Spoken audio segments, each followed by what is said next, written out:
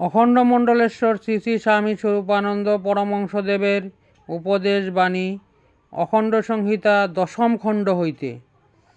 ভগবানের কাজে কাল প্রতীক্ষা অনুচিত।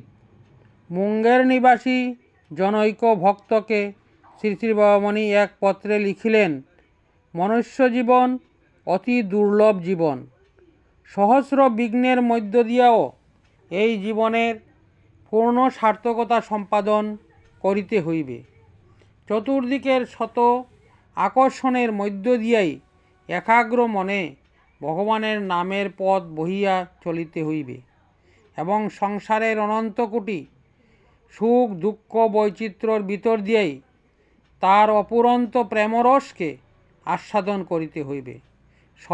সময় আসে নাই ভাবিয়া হাত গুটাইয়া বসিয়া থাকিলে চলিবে না, বা ভবিষ্যতের প্রতীক্ষায় অলস শয়নে পড়িয়া থাকাও শুভপ্রদ হইবে না।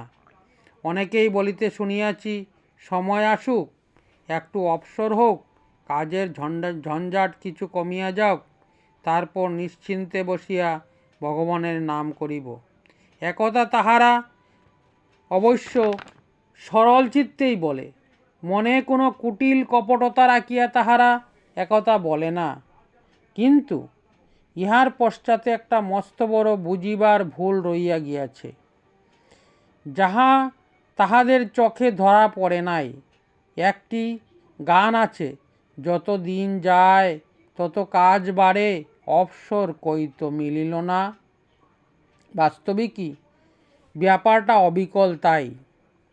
আজকে কাজের চাপ কমিবে মনে করিয়া যতই কালাপেক্ষা করা যাইবে, ততই দেখা যাইবে যে দিনের পর দিন কার্যর ভার, দায়িত্বের চাপ গুরু হইতে গুরুতর রূপে ক্রমেই বিবর্ধমান হইয়া চলিতেছে।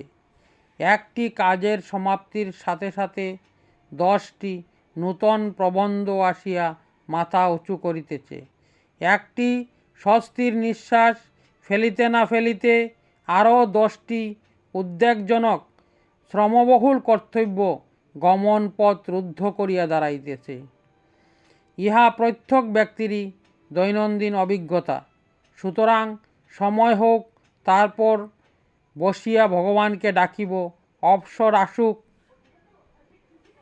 তারপরে ভগবৎ প্রেম রসানুশীলনের চেষ্টা পাইব। এসব বুদ্ধি যে নিতান্তই সরল প্রাণ ব্যক্তির, তাহাতে সন্দেহ নাই। তুমি ভবিষ্যতের ভরসায় ভগবৎ সাধনাকে এখন দূরে দূরে সরাইয়া রাখিও না বাবা।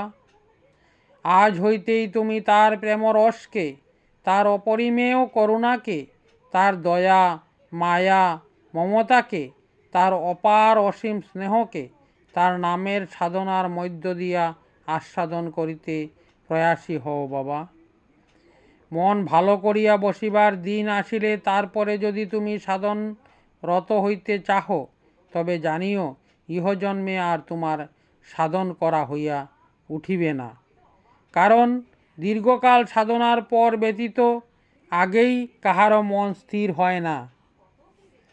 প্রবল প্রয়াসের দ্বারা যখন মন স্থির হয়, তখনই মানব পরমানন্দময়ের পরম কৃপায় মধুময় অমৃত রসের অনির্বচনীয় আস্বাদন লাভে সমর্থ হয়।